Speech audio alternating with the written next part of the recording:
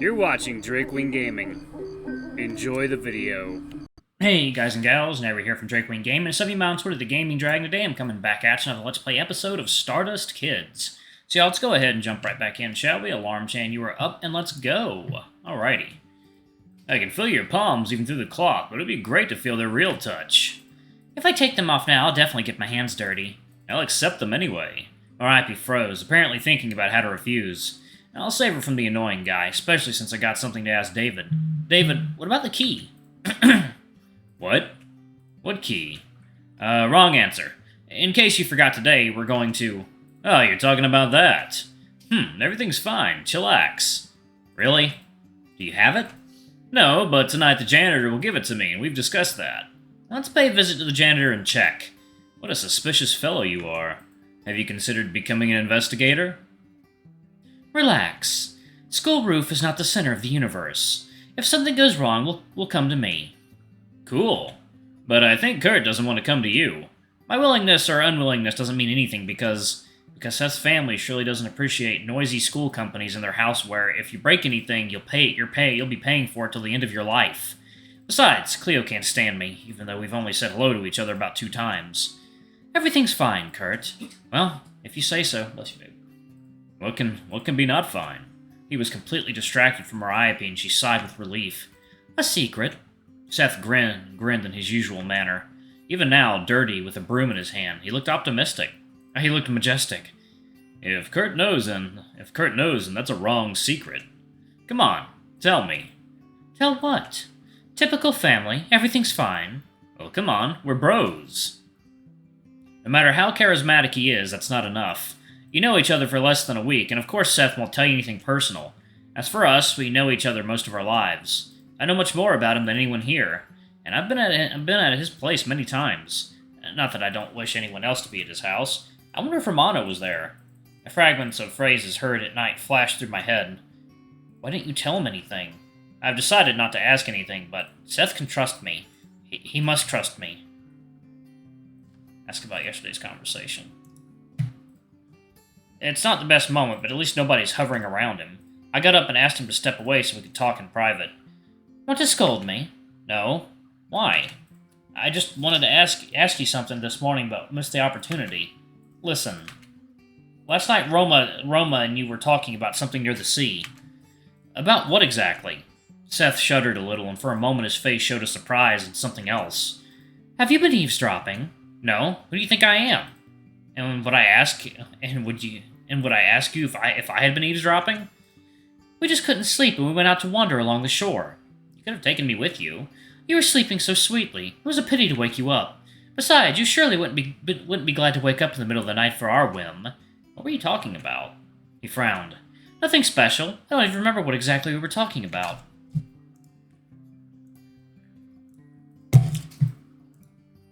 Then why are you so tense? You're lying to my face. I've heard my name. So you've heard. I'm starting to lose my temper. Heard what? Wait, you're confusing me. Do you hide something from me? It doesn't satisfy me. Unfortunately, the world doesn't revolve around you. What? Did you decide to be boorish? What's wrong with me? You always answer in a relaxed manner, or at least laugh it off. I know. How can the world revolve around one person? Okay, never mind. Romano and I didn't discuss behind your back how mean and nasty you are. You may relax. Hey! Yeah, you're not mean at all. You're just the sweetest thing. Hell no, it's better to be mean than the sweetest thing. I'm a guy, after all. Yeah, no one is arguing. He patted me on the head and returned to work fast, not giving me an opportunity to continue the conversation. I don't like that he doesn't answer directly at all. And that would be okay if it was something really personal, but they were talking about me. I don't get it. Why do Roma and he keep secrets from me? Aren't I his best friend? With grief in half, we didn't just remove faded plants, but also swept almost the whole schoolyard. So, we have different seedlings, and the teacher said nothing about how to plant them. And before that, the flowers alternated with small squares, maybe meter by 1 meter. I think we should do the same. But that's so boring! If the curator left no wish, then we can do what we want, right? I don't think that is so. Let's leave a message for the aliens. Do you think they understand English? It's an international language, after all. but not interplanetary. Maybe maybe it is interplanetary. Why not? Oh no, you too. And who would ever see such a small message from outer space? They surely have special super magnifiers for occasions such as these. And of course, they'll be looking for a message in our galaxy, on our planet, in our city, and on the territory of this school. You're so evil. Why upset a girl? You think that's a sad face? I pointed at Clover, who began with a maniacal smile, planting flowers in some kind of chaotic order. Mr. Fido will never trust us with this kind of work again. Oh, and that's wonderful. After fussing in the soil, we all went home, although there wasn't much time till the meeting. Seth came to me because he was afraid to catch the eyes of relatives in such untidy condition. We barely had time to take a shower and clean Seth's clothes. We weren't late. Roma was waiting for us at the place, talking the girls' ears off. Hey, guys! He waved at us. Evan, David, and of course Todd aren't seen. Where are the others? David went to the janitor for the keys. Evan is somewhere here, too. 1 second, y'all. Water time. Hey, guys and gals, and we are back. Let's jump back into it, shall we? Okay. Mariah looked around demonstratively, but couldn't find Evan. And the head? And Todd will be here any minute. And why are you together? Sorry, y'all. Come here. I'll whisper into your ear. Romano came to Seth, and I headed closer to the porch. The sky only begins getting darker. Hope the meteor shower will be seen well. Kurt, look here! I turned to Clover and, to put it mildly, was surprised. She opened a bright umbrella before me, grabbed it securely and twirled, showing all its beauty. Well, how do you like it? And what does she want to answer? What does she want me to answer? Forecaster didn't say a word about rainfall. Are you sure you didn't get anything wrong? I didn't get anything wrong. Well, what did we come to look at? Oh, come on, it can't be true. It's too foolish even for Clover. I can see on your face that you've guessed. Right, we came to look at the shower. Do you have any idea what a meteor shower looks like? Yeah.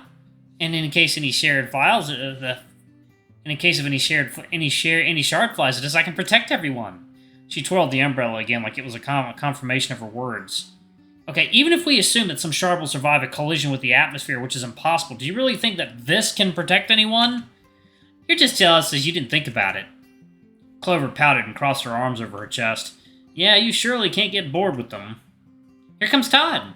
R.I.P. nodded to the right. That's right, the head is coming, looking around. At some point I doubted that he would decide to come. The main hero always comes at the last moment. If that's so, then sooner or later the hero will be late. They'll be boring. Of course don't be boring. What else can Roma say, who's always late? Todd, hi! Clover ran up to the head and, taking him by the hand, pulled him in our direction. Hi, guys. Today is a great night for stargazing. Hello. Well, almost everyone came. Where are the keys? On the way. Turn around. I looked at the porch. David was rapidly approaching. Great, we can go up to the club for the telescope. Salute. Waiting too long? Not really, you're just in time. You can go and open the door while we're taking everything we need. You see, here's the thing. I don't have the keys. Did I hear that? Did I just hear that for real? How come?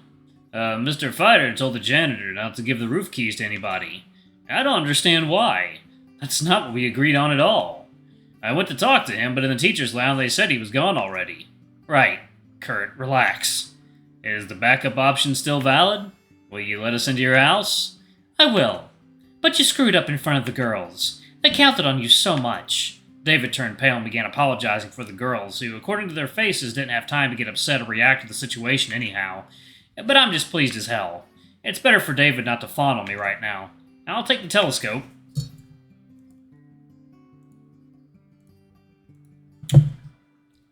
I went straight to the front door of the school and accidentally bumped into someone with my shoulder. Who else is at school at this hour? I met the person, I just kicked eyes and goosebumps went through my body. Where are you going so fast? You have no keys. Don't remind me of this failure.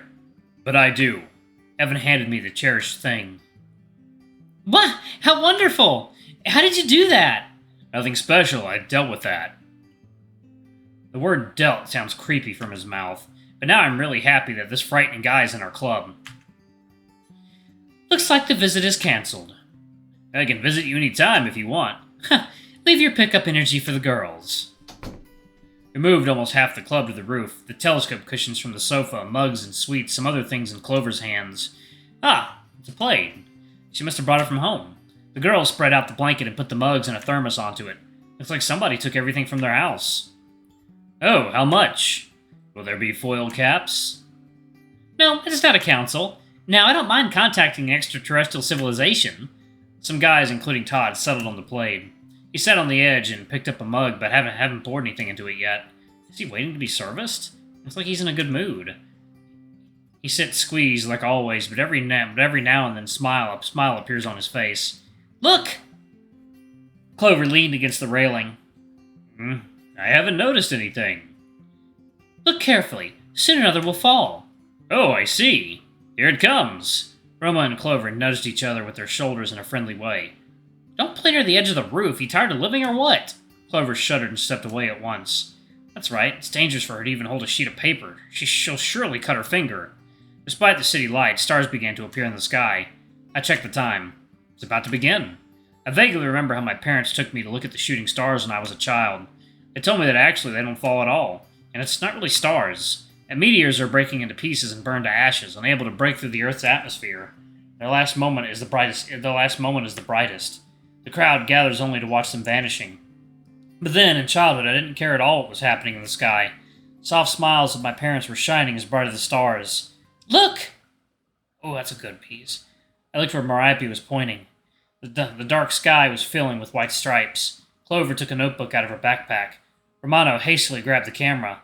The sky was split by dozens of flashes, outlining short, bright lines with their glow descending into nothing. But as soon as they vanished, many times more lights replaced them, and then more and more.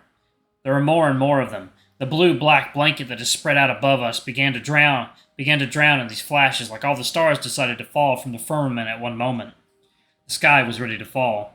Nobody had words. Everybody was silent as if enchanted, unable to tear their eyes away. Alright, y'all, I'm actually going to pause it right there, right before it gets too good. Anyway, thank y'all so much for watching. Don't forget to like, comment, subscribe, ring that notification bell, and check out our Patreon if you can. It always helps. Anyway, I love you all, and I'll see you all in the next video. Bye-bye!